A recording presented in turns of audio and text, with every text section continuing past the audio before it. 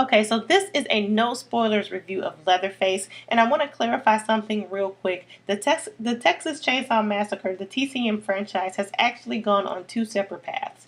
The first path, the 1974 original, has a family called the Sawyers. Leatherface, this movie, is the prequel to the 1974 original, and TCM 3D is the sequel to the original.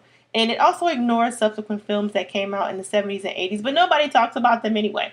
Path number two, the 2003 remake starring Jessica Biel, that family is called the Hewitts. The 2006 TCM, The Beginning, that's the prequel to the 2003 remake.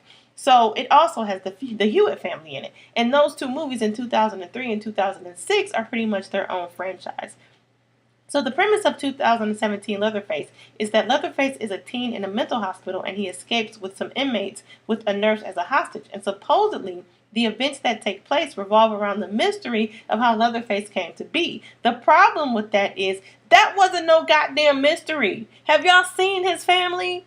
So number one dislike, I'm not buying that any of the events that took place would lead to the creation of what would become Leatherface. There was nothing between the first and last 10 minutes that contributed to how he became this giant semi-mute monster. And that's the part they're trying to tell you is the reason. No, ultimately you just find out what we already knew. His entire family is sadistic and insane. That's how he became Leatherface. There was no special path to this. What we already knew was sufficient and should have been the focus of an origin story. Next dislike.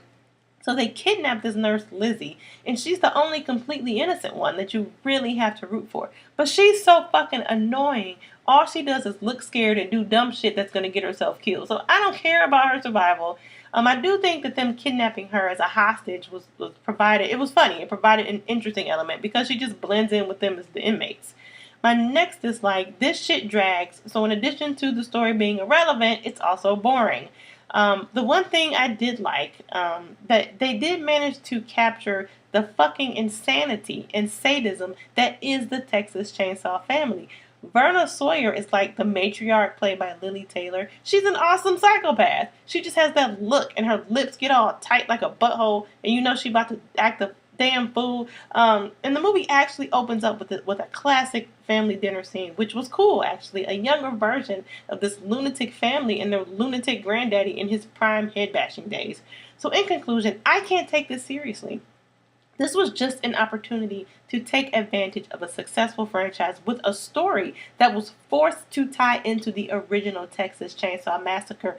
It was just complete with a bunch of forced twists and turns, an attempt to have more depth than it actually does, and I was not impressed by it. I actually give this a 3 because you can't trick me into watching something and tell me it's an origin film, and it's not. It would have been fine if it was something else, but it wasn't what they were selling. So, whatever. Like I said, I give it a 3.